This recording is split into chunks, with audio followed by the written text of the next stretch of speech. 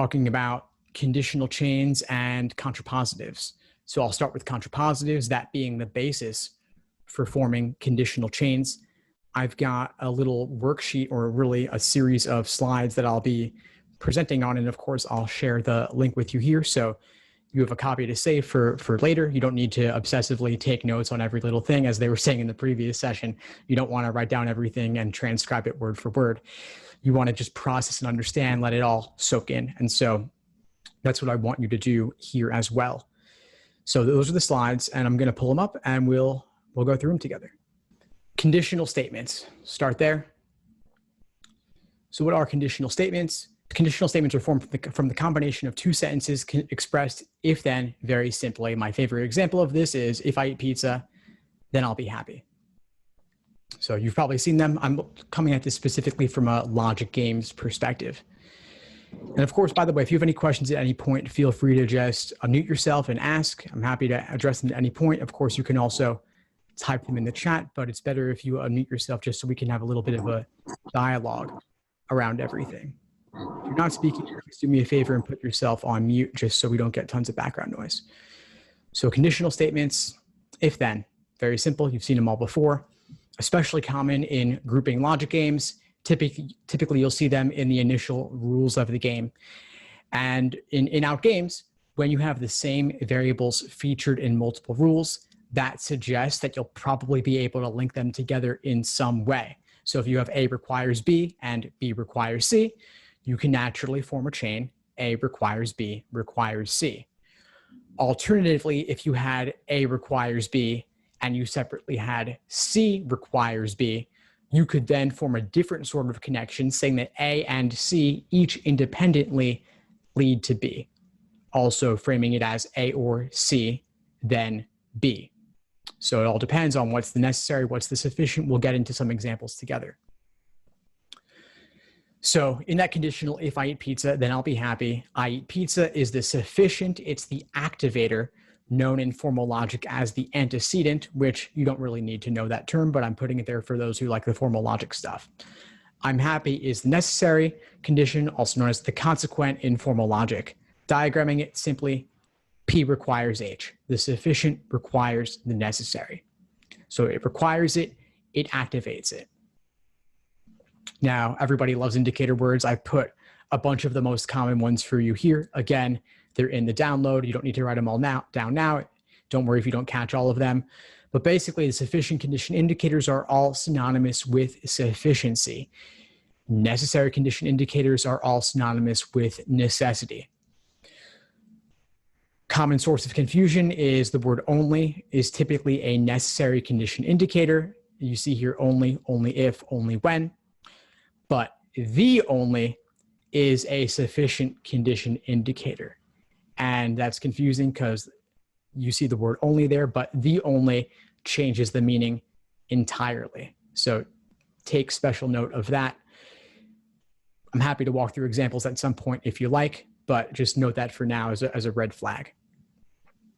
Now, sufficient condition, again, left of the arrow is enough to cause or activate the necessary condition. So if you have X requires Y, X is the sufficient and Y is the necessary. Necessary is on the right side of the arrow. It often appears after a comma. So if A happens, comma, then B happens. You could put a comma there maybe if you want to. If you're lacking the words if then, the comma becomes even more important in a lot of cases. And again, it's required by the sufficient conditions. You could think that the sufficient is forcing something else to occur.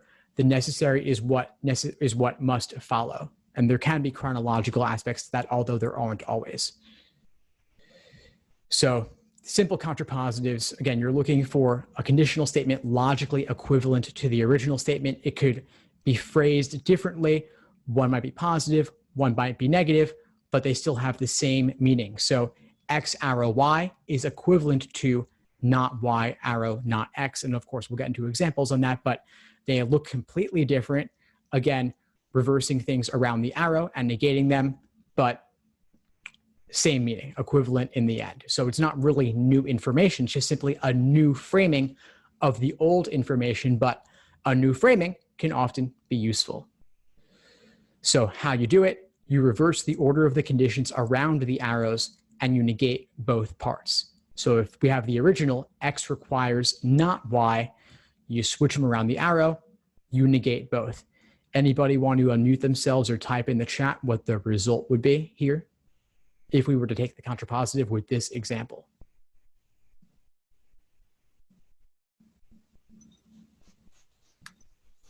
I'll give it a shot. So the contrapositive of this would be if Y, then not X.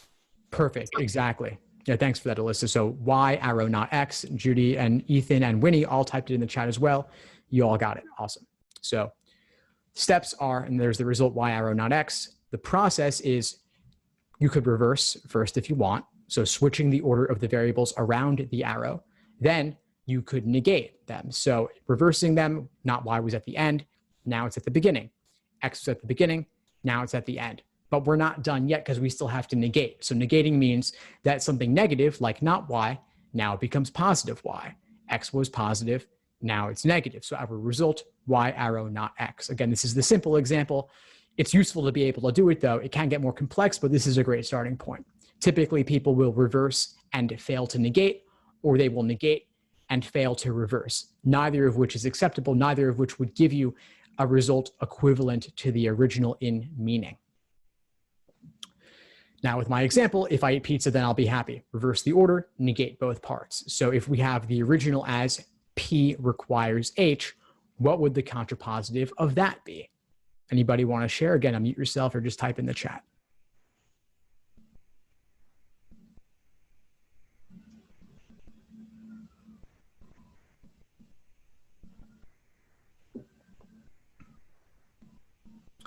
Perfect. So we got some folks in the chat. We got Winnie, we got Ayana saying not H, arrow, not P.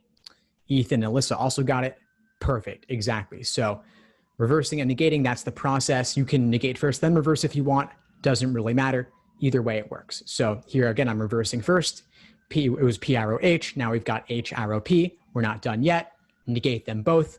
Not H arrow, not P. If I'm not happy, then I didn't eat pizza. That is exactly it. I got a question in the chat from Harry asking, I came across the phrase need not on a practice test. What does that phrase mean conceptually and how would I diagram that? That's an interesting question. So if, let's say X need not require Y. Well, if X needed to require Y, that'd be easy. That'd be simple. X requires Y. But need not means it's not necessarily requiring Y. So there's no conditionality there. X could go along with Y. It could require Y, but it doesn't have to. So if it could require Y but doesn't have to, it's not really requiring Y, is it? It's simply saying those two things do not have a purely straightforward conditional relationship. Like if you have X contributes to Y or X helps to result in Y, not the same thing as guaranteeing it, not strong enough to be a conditional. That relationship is not going to be simply with an arrow. In fact, they're saying explicitly it need not require Y. So that means that there's no arrow there. You could type, and I'll put this in the chat here, the way I would do a non-conditional, I would say X, Y, X, not arrow, Y. So I'm putting a slash through the arrow itself. X arrow Y, but with the slash meaning X doesn't require Y. Could they be together? Maybe. That's because the slash is through the arrow, not through one of the variables. And we've talked about this in the past when it comes to negating conditional statements. We covered that in a recent mastermind call, the group coaching. And so I have an article on this. I'll pull up at some point and share with everybody. It's about negating conditional statements. I have a video on it inside the course as well. And I'll include those below the recording of this later too.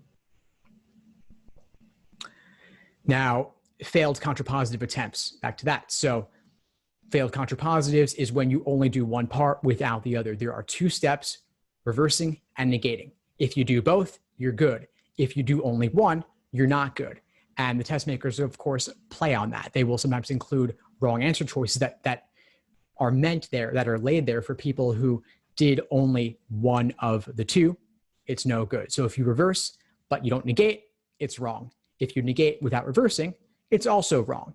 And those are those results give you a situation where you are confusing necessary and sufficient conditions, they're no good. So this is, again, in formal logic terms, reversing without negating is called the converse fallacy. So if you ever look it up and if you just Google it, you'll find in logic textbooks and such, they talk about the converse. You don't need to know that for the LSAT, that term though. That term is not important, but I'm putting it there for those who want to look it up for more. Converse is you're simply reversing. And if we reverse that example, pizza requires happiness. If you reverse, if you're happy, then you must have eaten pizza. This is problematic, of course, because there are many things that could make me happy. Pizza is simply one of those things. Given the conditional pizza makes me happy, that means that pizza will always make me happy. If I eat pizza, then I'll be happy. If you see me with pizza, then I must be happy. And that's a conditional statement, which is very strong by its nature, because that's saying that even if I eat pizza while I'm getting punched in the face, doesn't matter, I'll still be happy. Even if I eat 10 pizzas, I'll still be happy, which obviously wouldn't be true in real life. There's at some point at which it becomes diminishing marginal returns, and then actually negative, where 2 slices is even better than 1 maybe, but 10 slices, I wish I hadn't had so many. Now the converse, reversing the two, happiness requires pizza.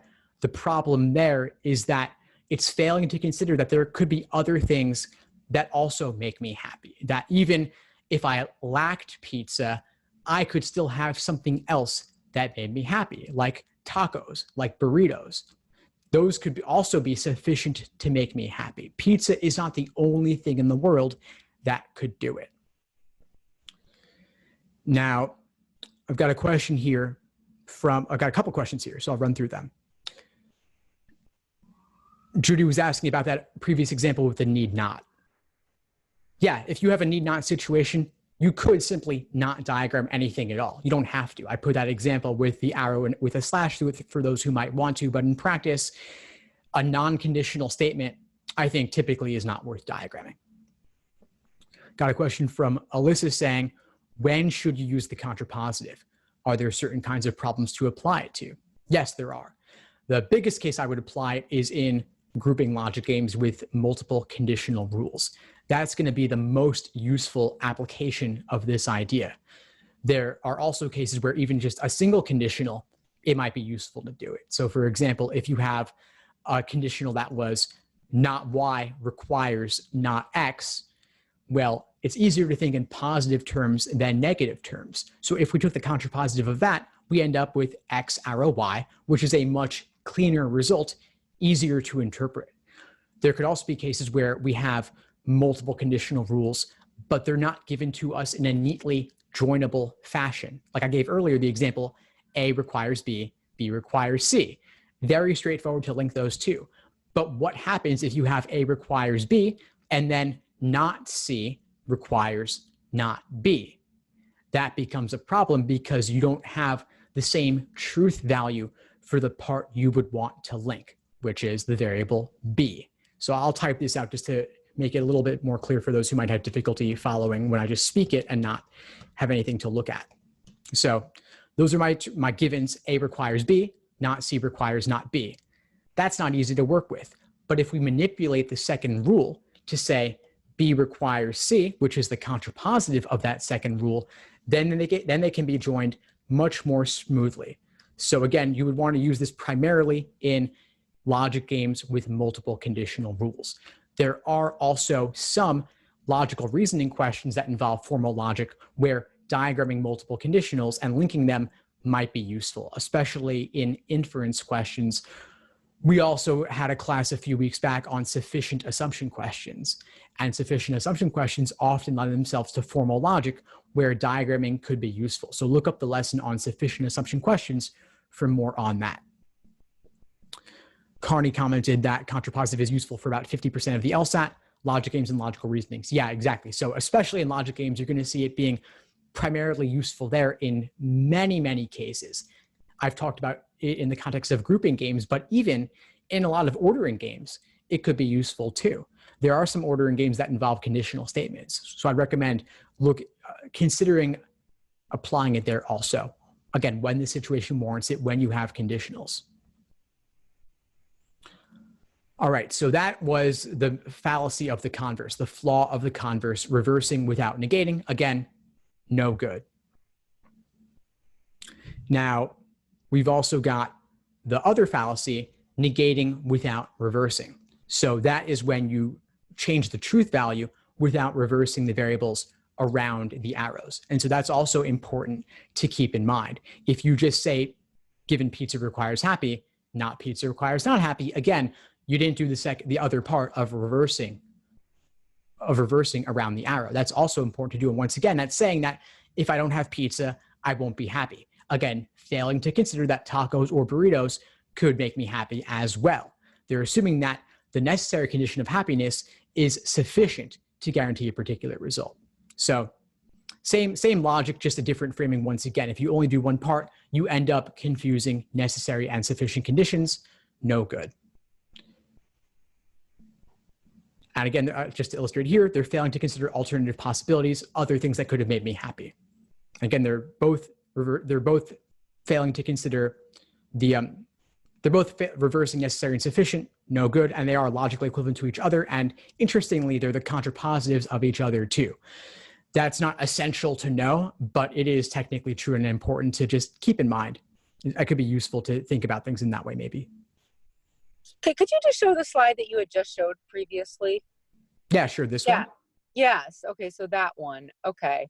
So not pizza, not happy. Okay, I got it. So that you're basically negating the sufficient assumption, which is a no-no. I mean, the sufficient statement, which is a no-no.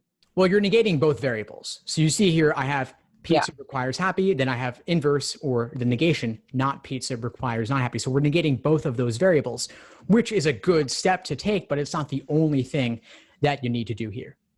Uh-huh. Okay, thank you. Yeah, of course. By the way, get the PDF download. I've got all these slides there too. Mm-hmm. Okay, thank you. Yeah, sure. All right, so now we've got the complex contrapositives. So complex is basically, we just have more variables going on. So it's relatively simpler, at least when there's only two, one variable for sufficient, one variable for necessary. But then we also have situations where we have multiple variables, which of course levels up the complexity significantly. But still, again, it's the same process regardless. So again, just to recap, that's the contrapositive process, reverse, negate, you get your clean result.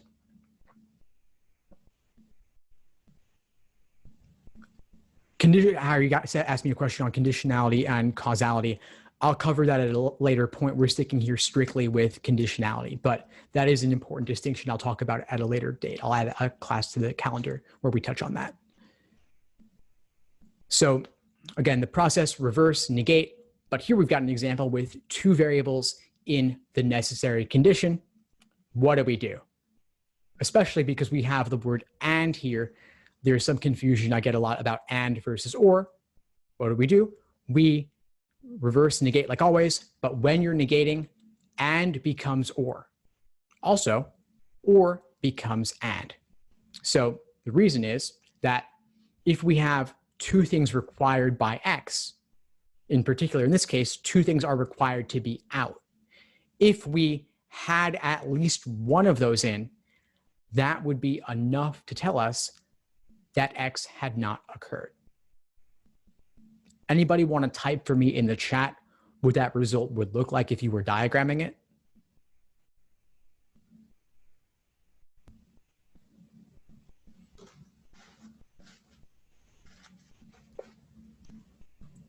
Perfect, Harry's got it. So Y or Z requires not X. Carney's got it also. Yeah, Whitney's got it, Ethan's got it, awesome. And yes, Alyssa, so if there are two variables and you negate them and it becomes or. Exactly, and that's important to keep in mind. There are logic games conditional rules involving this very concept. They could give you an original rule involving and, they could also give you an original rule involving or, and you've got to flip it and change that as well.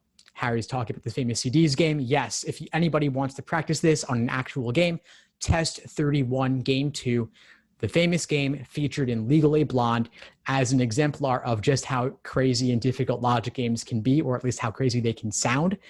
Look up that game. Somebody have a question? I heard somebody unmute themselves, maybe. Steve, yes, I had a question. Now for the logic games, Yeah. if we were to diagram Y or Z, to not X and we have to go backwards, it will say X, if X means Y and Z, correct? So in this original here, X requires not Y and not Z. So X in means that both of those things must have been out. Can you repeat that, please? Yeah, sure. So this rule, I haven't even shown the contrapositive, but just this original rule here, Okay. if this means that if you have X in, then Y and Z must both be out. Okay. All right. So because sometimes when I'm doing grouping games, I'm not sure if I should if I go backwards, like what happens if X is not in? That's a great question. Yeah. So what happens if X was out? Anybody have thoughts on that?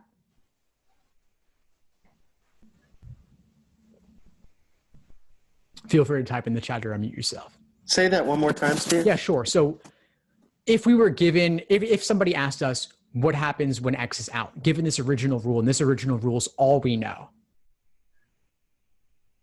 Nothing. Oh, so go ahead. Oh, sorry.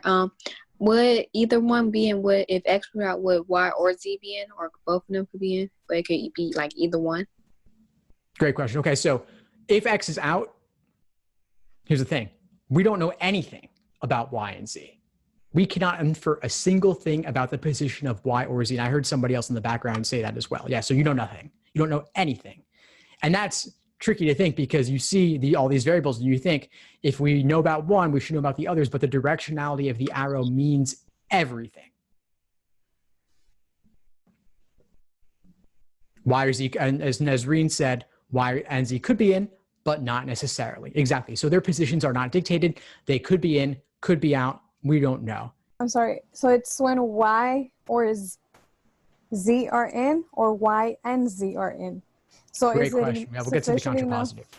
Is it sufficient enough to just have Y in to say that X is not in? Wait, I'm getting confused. Yes, correct. And we'll get to the contrapositive formulation of this. So the question was, if X is out, what happens? We know nothing.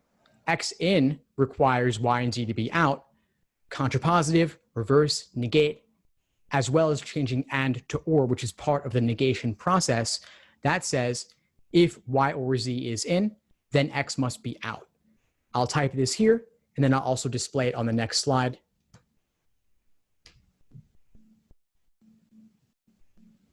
And yes, Alyssa's is also commenting or is inclusive. Exactly. So or includes the possibility of both. That is simply a formal logic idea. Or in, or means if one is in, maybe the other one's in also. You could have both. So if Y is in, X is out. If Z is in, X is also out. If you have both in, X is out, period. So the steps, the process, we reverse around the arrows. So first we put not Y, not Z at the beginning. Then we change and to or, negate everything. So not Y becomes Y, and becomes or, not Z becomes Z, X becomes not X. So if you have Y or Z in, then X must be out. So if Y is in, X is out. If Z is in, X is out. If both of them are in, X is still out. But when we're reading conditional chains, when we're reading conditional statements, period, you gotta follow the arrows in the direction in which they're pointing. So original rule, we can talk about what happens when X is in, we can make inferences. If we're told X is out, we cannot infer anything. Looking at the contrapositive chain, we can make inferences regarding what happens when Y is in, as well as when Z is in, as well as when both of them are in, but we cannot infer anything about what happens when X is out. And we also cannot infer anything about what happens if we're told Y is out or if Z is out, or if both of them are out. That wouldn't carry forward anywhere because there's no arrows stemming from those variables going forward. You can only follow the arrows in the direction in which they're pointing. Ethan, I saw you had a question regarding the grouping splitting game. If you have a question on a particular rule, just type it in the chat. But as for a full game explanation, I'll save that for another day. So just let me know what the question is and I'll see if I feel like it makes sense for us to handle now. So here's what it might look like. So if X is in, Y and Z are both out. That's how I might diagram it if I were drawing a picture. X in, Y and Z are both out. So X requires not Y, X requires not Z. Contrapositive, Y alone is sufficient to require X out, and Z alone is also sufficient to require X out. And having both of them in would also allow you to say X is out. So the funny thing is that you actually, in this rule, you don't need to draw anything about the or and the and specifically. It's already implicit. So this is nice. It's actually really clean and smooth. When you have the word and in the necessary condition, things are simple. Also, when you have the word or in the sufficient condition, things are also simple. It gets much more complex when things are the other way around. If you have and in the sufficient, it's complicated. If you have or in the necessary, it's also complicated. But this right here is very smooth. So that's why I started with this kind of example. Now, Ethan was asking about a conditional rule. If Y is not selected, L is selected, meaning not Y, arrow L. So I'd simply say, not Y, arrow L. I would draw a Y with a slash through it, arrow pointing to positive L. And I'll type this in the chat, just writing it out a little bit. Not Y, then positive L. Contrapositive, anybody want to type that? Or just say it? Not L means Y. Perfect. That's it. So Alyssa's got it. Thank you, Alyssa. Ayana's got it. Ethan's got it. Yeah, you got it. That's it. So that's how I would deal with it. And then, of course, you could potentially combine it with other rules to generate inferences and such, but that's the rule pretty straightforward. Like, was there a follow-up related to that or something else about it? Yes. When I was doing the game, it ended up being that both Y and L could be selected at the same time. And I wasn't understanding why or how that worked. Oh, yeah. I'll get to that. Yeah, that's a good question. I'll go more a little bit later tonight into what exactly that means. We will cover that concept today. It's an important one. I'm glad you raised it. So this is the original rule again, and it's contrapositive. This is a clean type of rule, simple to diagram. And the funny thing is that you could actually break it apart into two separate rules, diagrammed separately if you wanted to. You could simply say X arrow, not Y. Also, separate line, X arrow, not Z. Then contrapositive, Y requires not X. Separately, Z requires not X. You could do that. You're not obligated to combine them, but it's nice to, and it's probably beneficial to do so because then you're linking rules together. You're seeing more cleanly X requires all of this stuff, and each of these variables alone require the same thing. So that is nice to know. I'd recommend combining them if you feel comfortable doing so. You'll end up with a cleaner, smoother diagram if you can avoid repeating variables on the same diagram, although it's okay if you write them separately. Again, it's simpler if you don't. So again, here's a different one now. I said this was the trickier. When you have and in the sufficient, it gets a bit more complicated to diagram and a bit more complicated to lay out. This is saying that if you have both X and Y, then you will lack Z. So the rule is activated when you've got both of them. Having X alone wouldn't tell you about Z, and having Y alone also wouldn't tell you about not Z. It's when you have both that this rule comes into play, when the arrow is activated and we can infer not Z. Anybody have thoughts on what the contrapositive of this would be?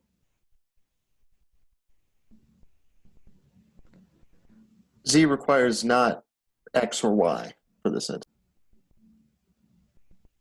Perfect. So Z requires not X or not Y. So Harry typed it, Z requires not X and not Y. I see Winnie also got it. Perfect.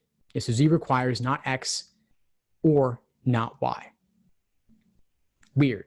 Doesn't really flow off the tongue very smoothly. Hard to really think about it conceptually, but that's what it is. So you have those two things together, it guarantees not Z. Meaning if you had Z, then you must have lacked at least one of the two. Maybe you lack both because or is inclusive, but in requires that you lack at least one of the two. And you think about it, there are plenty of things out there where if you have each one alone might not be enough to guarantee something, but two of them together would be sufficient to guarantee it. Like maybe there are 3 potential meals you could eat a day, and having 2 of them means you don't need the third one. So maybe you skip breakfast, you have both lunch and dinner. So lunch and dinner together are sufficient to mean you don't eat breakfast. Meaning if you had breakfast, then you must have lacked at least one of lunch or dinner.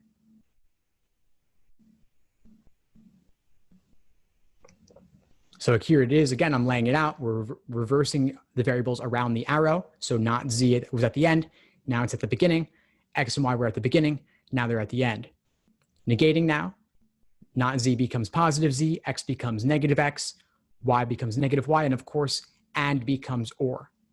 Important to do that step as well in order to maintain equivalent meaning. Any questions regarding this rule? I know it's a bit more complex, and I'll show you the diagrams in a moment.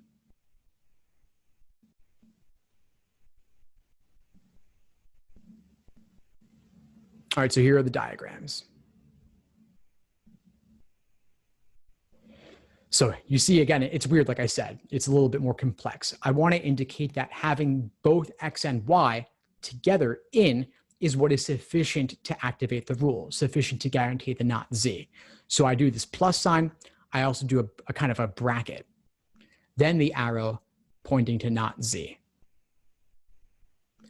That's what it looks like, at least in my style, when you have the word and in the sufficient condition. It's my personal diagramming preference. It's how I would go about it.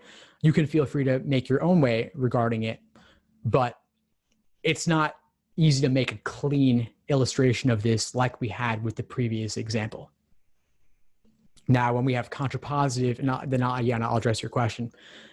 In the contrapositive version, I do a dotted arrow to indicate or in the necessary condition. If I put solid arrows, it would be indicating or suggesting that z requires both not x and not y, when in reality, I simply want to reflect that z in requires at least one of them out, not necessarily to have both of them out. So dotted arrows for or in the necessary condition, and as well as the bracket to indicate and in the sufficient condition. Could you do just a bracket, this little series of 2 lines here connected, and not use the plus sign? Maybe you could, but that might be confusing and tough to remember that it's actually an and there. Could you do just a plus sign? Yeah, maybe you could. But for me, I find it useful to really use both of those just to anchor it for myself that there's something big going on here. It's the 2 of those together are what form the sufficient condition. Then Ayana, it looks like I might have addressed your question already, but I'll just make sure I'm comprehensive on it. Would using this contrapositive help you solve a must be true? I mean, it could help you solve anything in the game. I wouldn't say it's in particular for must be trues. It's really just about conditionals and conditional rules and chains in general. They're useful for the entire game. So it could be useful for it could be true, could be useful for must be true, could be useful for it cannot be true. It could be useful for anything within the game. But it is important to illustrate this in some way.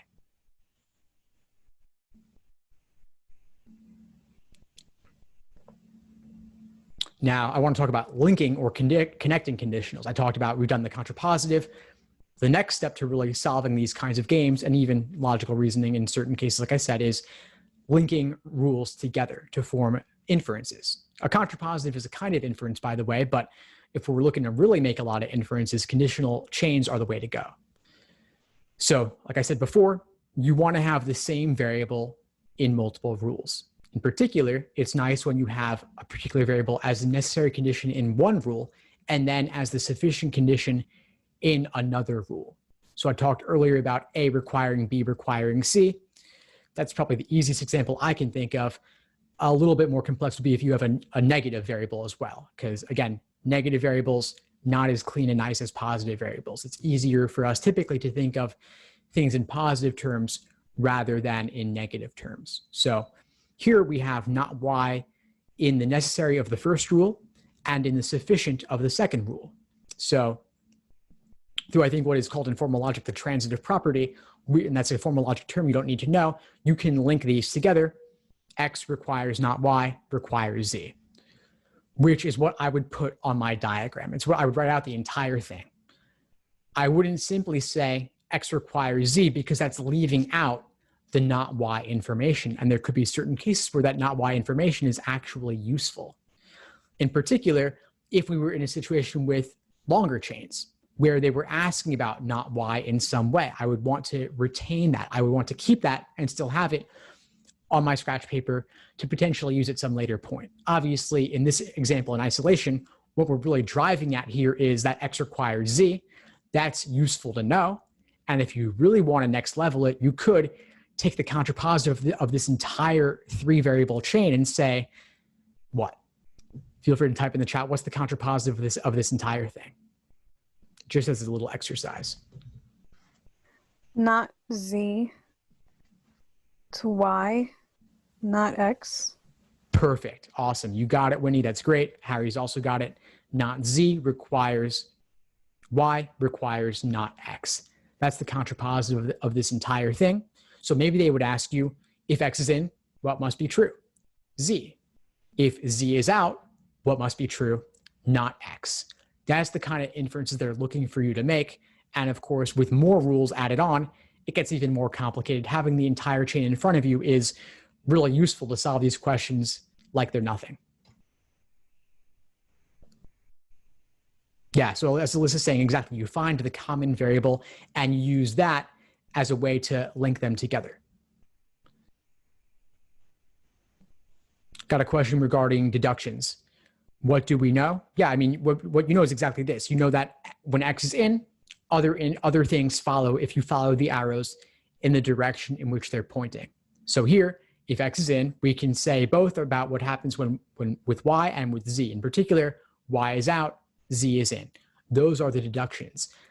Knowing that X requires not Y isn't that impressive because they told us to us directly in the first rule, but knowing that X requires Z is a bit more impressive because it required linking these together. So X requires Z is an inference, and they're going to reward you for that. There could be a question on that. And of course, when you have more variables and more rules in play, more conditional statements, you're going to have to link those together and then follow things from the beginning to end, like a domino effect, knowing that A requires B requires C, all the way to A requires Z. Beginning to end, you follow it from the beginning to the end. They're going to reward you big time for that because most people aren't going to have these kinds of conditional chains. And so we're making the chains now, then we'll practice reading them, and reading and interpreting them is really what it's all about. So like I said, you might want to do both where you take the contrapositive and you link things together. So it's like you're combining multiple skill sets in one place, big rewards for that. So let's say we were given C requires B as one rule, and we were also given A requires not B. It's nice, we have B in both, but one's positive, one's negative. So in order to clean it up, in order to be able to actually link these together, you want to take the contrapositive. And you could take it of either one here, but I'd suggest in this particular case, taking the contrapositive of the second one. You could do either one, but the reason I'm doing the contrapositive of the second one is because the second one already has a negative variable here, whereas the first one doesn't. So if we took the contrapositive of rule number 1, C requires B, we would end up with 2 negative variables. And I don't like negative variables because they're tougher to read. We think better in positive terms than negative terms. So in this case, I'm going to choose to take the contrapositive of the second rule. So I'll end up with more positive variables. As you see, the result here has 2 positive variables rather than only 1. So A requires not B, contrapositive. B requires not A. So now we've got B over here and B over here. So we can form a longer chain. C requires B, requires not A. Our inference being C requires not A is the biggest takeaway here. So if they ask you if C is in, what must be true? They're going to be looking for not A. You could have done it the other way, and that would be correct, and maybe it'd be useful also. But we could also at this point just list out the other one. So what's the contrapositive of this particular chain when things are combined?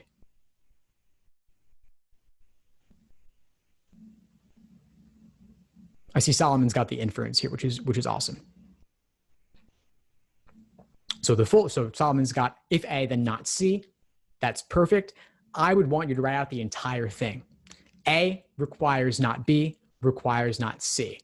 I still want you to keep the not B there, just in case it were useful later. But the key inference, as Solomon says, is exactly A requires not C. So well done. That's it.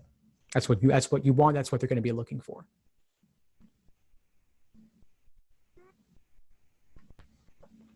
So as we were saying earlier, if we've got, where was I going to go with this? Okay, so we've got two independent variables, each requiring a result. You can link them here too. So if you have or in the sufficient condition, things are simple. It's a clean result. And you can combine, you could list them separately. Like I said, X requires Z, Y requires Z, or you can combine them to say each of X and Y is sufficient to require Z. So each one alone is sufficient to require Z. So in logical terms, I would simply say X or Y leads to Z. X or Y requires Z. So the common variable Z is what lets us link them together smoothly, and I would probably recommend doing so. Now also, again, a nice clean diagram, because we have and in the necessary, A requires both B and C. You could list them separately, A requires B and A requires C, but I think it's better to link them together. If we've got the same sufficient condition, we can link them smoothly. This is asking if there's a contrapositive with this. Yes, there is. There is always a contrapositive for any conditional statement, as the other Alyssa is saying. Well done, so that's right. The thing is that that's not the point I'm looking to make with this particular example. I'm looking to simply show you how we can link things together and what it would look like. As Harry put in the chat here, let's see what's Harry saying. Not B or not C requires not A. That's perfect. So if we have A requires positive B and C, we reverse and we negate. So the B's and C's become negative since they were positive in the original, and becomes or, and then of course A becomes not A. So the contrapositive of this big rule is not B or not C. Each of those alone is sufficient to require not A. And because or is inclusive, having both of those be negative was also fine. Now, we've got a drill for you. Try connecting these rules. First, P requires Q. Secondly, not Q requires not X. Third, Z requires not Q. And then not Z requires not A or not B. So what would it look like to link those together? I'll give you a moment.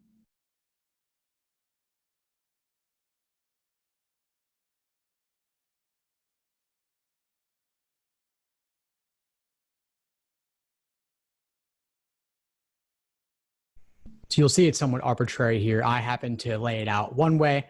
Of course, I'll also show you the contrapositive, but this is connecting everything together.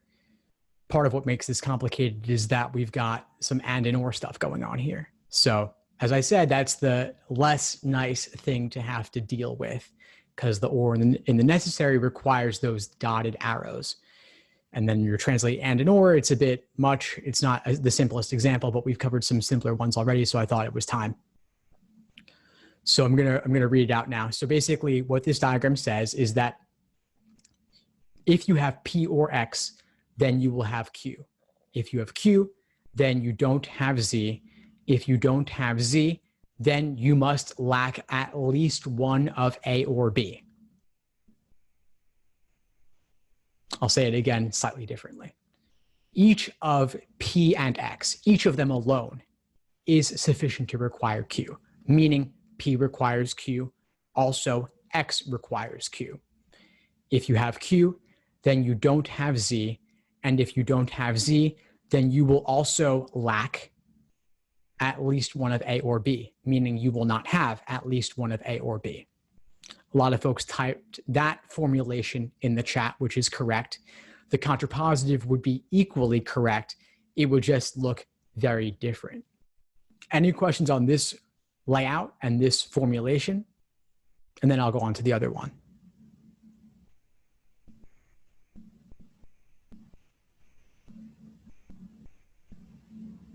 I just have a quick question about reading this, what we've just created right here. Can we read this diagonally to infer that P means not B and vice versa, and X means not A?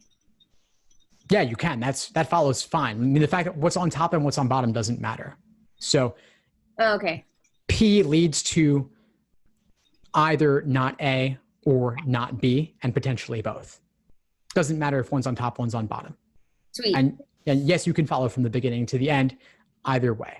Just left to right, the arrows in the way in which they're pointing.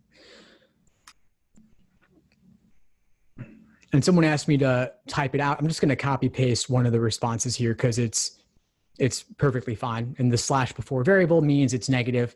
So if P or X is in, then Q is also in. If Q is in, then Z is out. If Z is out, then at least one of A or B is out. When you write things out, you're typing them, you could do a slash before the variable to indicate a negative, or you could simply write out the word not. Either one's fine, but this formulation is correct. I got a question regarding where are the ands and the ors. So I'd say there's an or here, P or X, then Q, that's an or. And then we also have not Z requires not A or not B. So in this layout, we don't have any ands. We only have ors. But since we have ors in this formulation, we will have and in the contrapositive. We'll actually have, since we have two ors in the original, as I'm laying it out, we will have two ands in the contrapositive. I got a question from Harry about the sort of LSAT games question, which pair of variables cannot both be included? So mutually exclusive variables. Great question, comes up a lot. In this particular game, or this particular conditional chain, which rule expresses that kind of relationship? So in this diagram here, can somebody tell me what's a pair of variables that could not both be in or positive? Anybody want to share?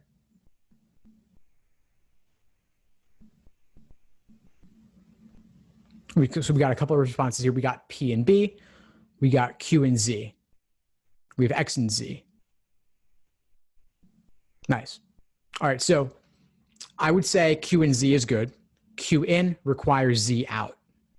So if you have one, you cannot have the other. So that pair of variables, you couldn't have both. Also, X and Z, you couldn't have both. X in requires Z out, requires having this conditional chain, but that's good.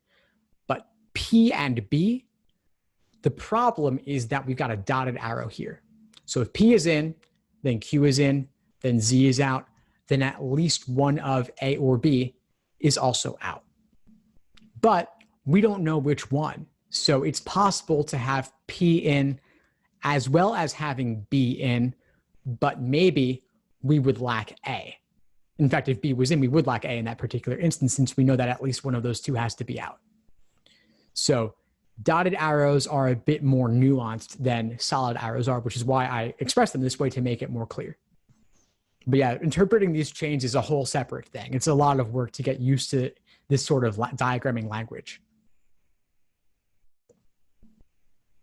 Any other questions here, or should I go on to the other formulation, the other layout, the contrapositive of this?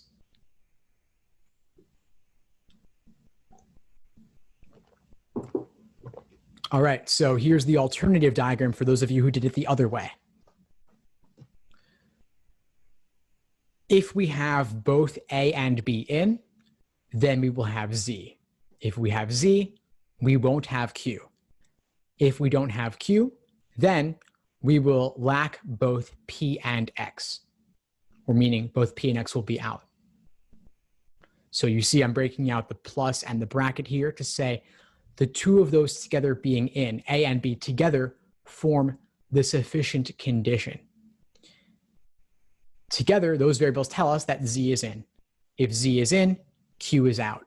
If Q is out, then both P and X are out as well.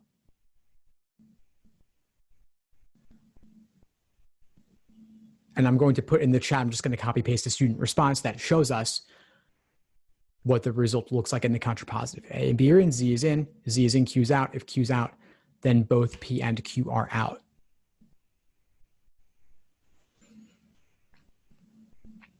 So there it is for you typed. So same meaning, just looks completely different. But this is another way to lay it out. And I would recommend in a logic game doing both of these. Having both of these would be useful and I would recommend it.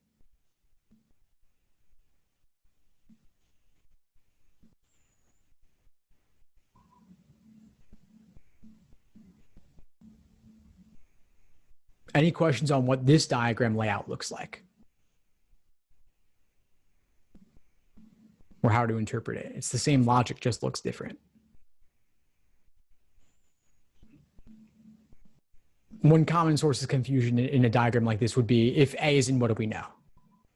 And if A is in, we know nothing. Being told A is in alone doesn't allow us to make any inferences at all because the rule is about what happens when you have both of them in. But A alone tells you nothing, B alone tells you nothing, but being told both A and B are in together tells you Z is in, Q is out, P and X are both out.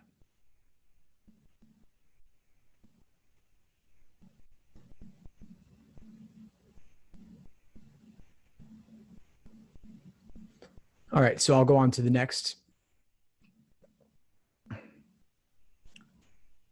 Basically, it's about reading the chains. You only follow the arrows in the direction in which they're pointing from beginning to end. So you start with X, X in tells you Y is out, Z is in. C is in tells you B is in, and A is out. B in tells you A is out, but B in does not tell you about the position of C. Think of the arrows like a one-way street. You only go in a certain direction. B is in, A is out, but B in, C could be in or out. We don't know. Same on the top chain. If Y is out, Z is in, but Y being out doesn't tell you where X is. X could be in, could be out. We don't know. And it might look easy here, but when you have much longer chains, people start to go backwards on them, which you do not want to do. Again, the games play on that common student misconception. So again, just laying out what the meanings are here. Follow them in the direction in which they're pointing, and that's that.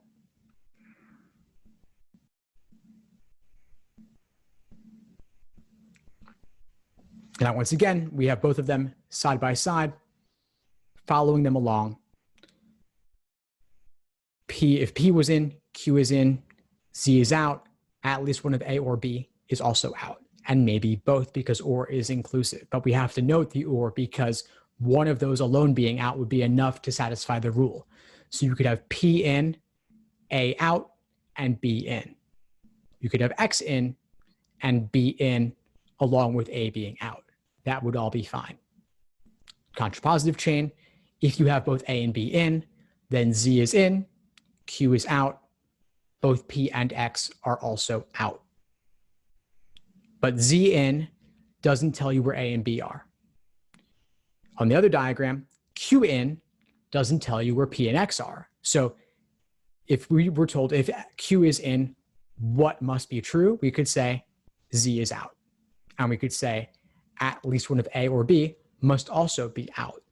But we wouldn't know anything about where P and X were in that particular circumstance. So the thing is that if you're starting at the beginning, you know a lot more than if you're starting at the middle. And if you're starting at the end, well, you can't really infer anything. But a lot of games will ask you about the middle specifically. They'll ask you about the beginning also, but asking about the beginning is easier because there's less ambiguity there. You just follow things along. But when they're asking about the middle, that's where people tend to look backwards. These two diagrams are not the only two possibilities for the entire game. Because if you're told if Q, you would know about Z being out, you would know at least one of A or B was also out, but you wouldn't know where P and X were. So P and X will kind of be on the fence. In that case where Q is in, P An X could be in, they could be out, one in, one out maybe. Lots of ambiguity, lots of possibilities. So while these two diagrams happen to serve as examples of valid scenarios, if you simply listed who was in and who was out, there are still many more open-ended possibilities there.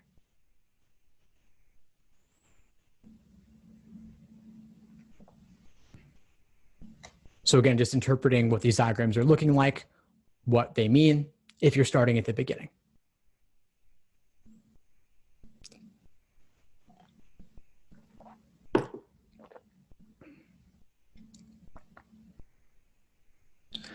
Now we get to the fun stuff with regard to interpreting the conditionals. So at least one out is the simpler kind of rule. Obviously, A requires B is pretty much as simple as it gets. Negatives are where it gets a little bit more complicated, so I'm just starting there. This relates to Harry's question about variables that could not both be in. If X is in, Y is out. If Y is in, X is out. This means at least one of the two must always be out. They conflict. They are mutually exclusive. So at least one's out. Maybe both will be out. You cannot have both in. I guess as human beings, we're prone to conflict because this is like the easier thing to get. People consistently get this one fine, but the other one is where they have trouble. But I'll start here. So here's how you might lay it out. Three possibilities. We're using a T-chart. If X is in, Y is out. If Y is in, X is out. And maybe both are out. What I have not depicted is what happens, what I have not depicted is X and Y both being in, because that's impossible. Yeah, so some people will do a biconditional arrow with a slash through it. That's great. That's another nice way to do it. I don't typically do it that way, but you can. It's perfectly fine to do that. So this is the at least one out. Three possibilities. I wouldn't list them all on the same diagram, but these are different ways they could play out in theory. And so for particular local questions, you might do any of those three depending on the circumstance. So you might have a scenario where X was in and you'd be able to say Y was out. Or you might have a scenario where Y was in and you could say X was out. And then you might end up with a particular local hypothetical where both Y and X were out. But the X and Y in together is impossible. Now, here's an example. Original, if you eat cookies, then you won't eat donuts because they're both desserts. They're bad for you. You shouldn't have too many. Contrapositive, if you eat donuts, you cannot eat cookies. So at least one of them cannot be eaten. At least one cannot be in. And maybe you'll lack both. You know, a parent's not going to force their kids to eat desserts most likely. So you could lack both, but they will not permit the kid to have both of them together because it's too much sugar and it's almost bedtime. I'll go back to that for one more second in case anybody's writing it down, but again, you have the slides.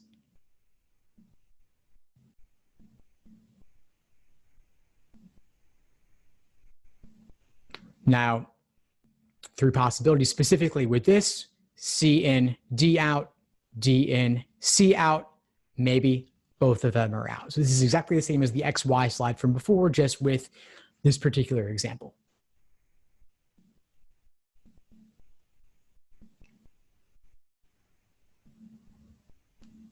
Now, the other one, at least one in, is where it gets a lot more complicated. And this is a consistent source of student confusion, so definitely listen up for this one. This relates to the question Ethan was asking from the grouping splitting game with Y and L. But I'll keep it to X and Y example here. If X is out, Y is in. If Y is out, X is in. That means at least one of the two must always be in. And maybe both of them will be in. But you cannot lack both.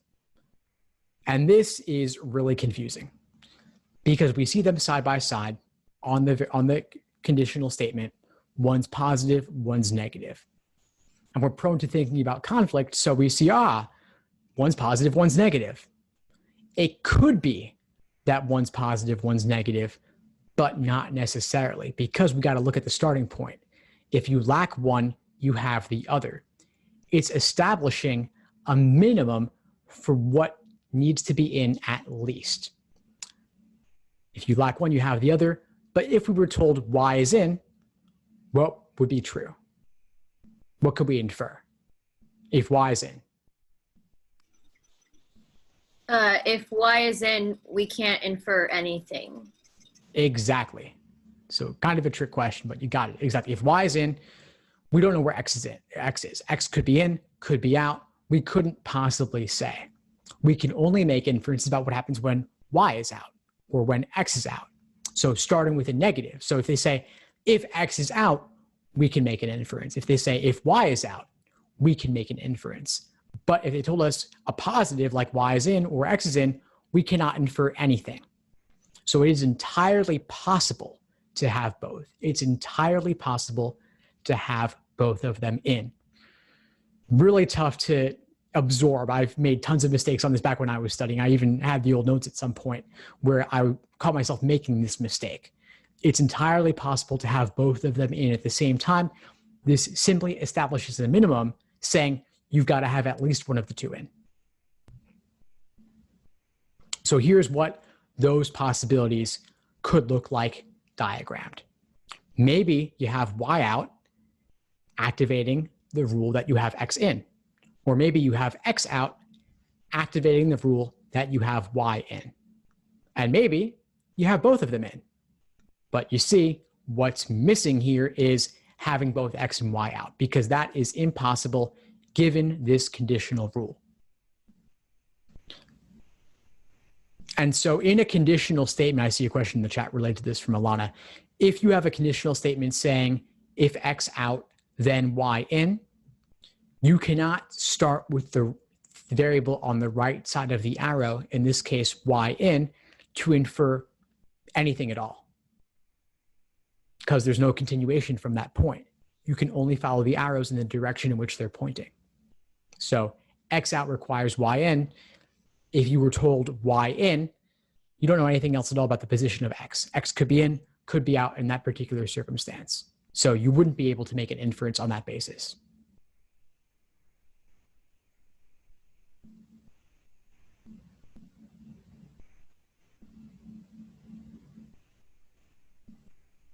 Now here's an example. If you don't eat your peas, you must eat your carrots. Contrapositive, if you don't eat your carrots, you must eat your peas, because they're both vegetables, they're good for you, so you gotta have at least one of the two. Establishing a minimum, you cannot go without vegetables, and those are the only two options. You're gonna have at least one of those two in. So you have at least one, maybe you'll have both, but you cannot lack both of those two vegetables because they're good for you. So laid out with the example in the T-chart, if P is out, C is in. If C is out, P is in.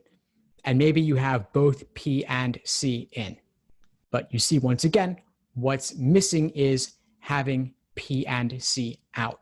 That is impossible, cannot happen. That's what's missing here. So you see, notably, both P and C are in the in column. Nothing is stopping it. I know it sounds crazy, but that's exactly the nature of this kind of rule.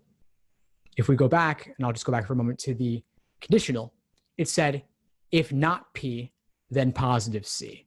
If not C, then positive P. So given looking at positive C, there's nowhere to go forward on that. Therefore, nothing is stopping you from having P in if we're given the information that C was in. So C in, nothing to infer. For that reason, nothing is stopping us from having P in. Similarly, if we're told P is in, where's carrots? Who knows? Could be in, could be out. Anything's possible. Carrots could be in, carrots could be out. We cannot say. So these three possibilities are all true. P and C could be in together, but we could not have them both in the out column.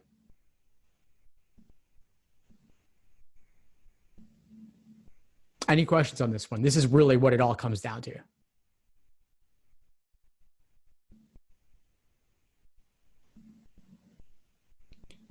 Very important to get this concept down. This has come up in so many logic games. I have a whole list of them. In particular, aside from that CDs game, and I'll repeat this again in a moment, Angelica or Virginia, but we've got the CD's game, Test 31 Game 2, the most complex example of in-out conditional grouping games. You've also got Test 33 Game 2, Birds in the Forest. You've got Test 45 Game 3, the Photographs game. You've got Test 58 Game 2 with volunteers. And I have a list of these I'll send you. I'll put this in the chat before we wrap up. But in particular, look at those games. They involve lots of conditionality, conditional chains, and this concept of at least one in. Now, to repeat what I was getting at here, P and C could both be in together because nothing is stopping you from having both. Given the conditional rule, again, that conditional was not P requires C. That tells you about what happens when P is out. It doesn't tell you about what happens when P is in. So P in leads to nothing. Carrots in leads to nothing. So being told carrots is in doesn't tell you about the position of P's. P's could be in, P's could be out. We don't know. It's open-ended. So for that reason, nothing is stopping us from having both P and C in. All right, so just putting them side by side. The at least one out is when we start with a positive and end with a negative. So the position of the variables around the arrow with regard to positivity and negativity determines everything. If we start with positive and end with negative, that is the conflict. That is at least one out, and that is the easier concept to get. When we end on a negative, we are forcing something out. So look at the necessary condition. That tells you what must result. If we end on a negative, we're losing something. If we're losing something, that means we could not have both because something was forced out. So think of it as like we're ending on a low note. We're ending on a negative. That sucks. We're losing something. Alternatively, if we end on a positive note, well, that's upbeat. We're getting more stuff. We're establishing a minimum such that at least one of the two must be in. We're gaining things. In this case, it's vegetables, which maybe isn't the most exciting, but that's the nature of the rule. The first one, X arrow, not Y, at least one out, is like the cookies and donuts. If you have cookies, you can't have donuts. You have donuts, you can't have cookies. Both desserts, they're bad for you, shouldn't have too many. So at least one is being lost, at least one is not getting eaten. Other example, peas and carrots. If you don't eat peas, must eat carrots. Contrapositive, not carrots, then peas. We're gaining something. We're ending on a positive. At least one of those two must be in. But again, nothing is stopping us from having both because when you have one, we don't know where the other one will be. Could be in. So again, just another way to illustrate it. At least one out means you can't have both, at least one out. Again, nothing stopping you from lacking both, but typically people tend to get that. It's the nothing stops you from having both on the other rule that really is the most common source of confusion. So really think about that at least one in idea. That's really what this is all about, where the confusion typically comes from. Now, I promised you I would get you a list of these games. I have one that I will put in the chat. The first category there lists the particular games I would want you to practice. I have one game of my own that I wrote. It's in the course. It's about legislators voting on bills. So take a look at that one inside the course. I've got a video on it as well. And then I've got several games that illustrate these concepts really well also. In particular, again, the Birds in the Forest game, the Fruit Stand game also, Test 36 Game 1 is another good one. That Fruit Stand game in particular is a great one if you want to practice and study those games with the confusing and or rules, where you have and in the sufficient or in the necessary, a bit more complex, a bit more unwieldy to diagram. That Fruit Stand game in Test 36 is a great place to practice that idea. And then, of course, the CDs game that Harry referenced, the Legally Blonde game, Test 31 Game 2. I didn't put it on that list just because it's so much more difficult, but it is another good one to work on after you've mastered the others.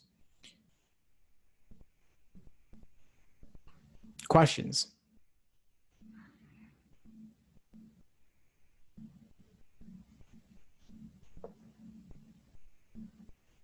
Well, if not, I appreciate you all sticking it out. I know we went a bit long tonight, but I thought it was important we got through everything. Glad you all enjoyed. Thank you all for being so engaged and asking such great questions and participating. You all really are getting this, and I'm excited to see that. So please keep in touch and let me know if you need anything at all. We got class tomorrow night, and so please join for that. Any requests, any suggestions, I'm listening. So thank you all. Have a good night. I'll talk soon. Thanks for tuning into the show. Please subscribe if you haven't done so already to be notified of new episodes as I release them. And feel free to reach out if you need anything at all as you move forward with your prep. I'm happy to help however I can. In the meantime, I'll wish you all the best and take care.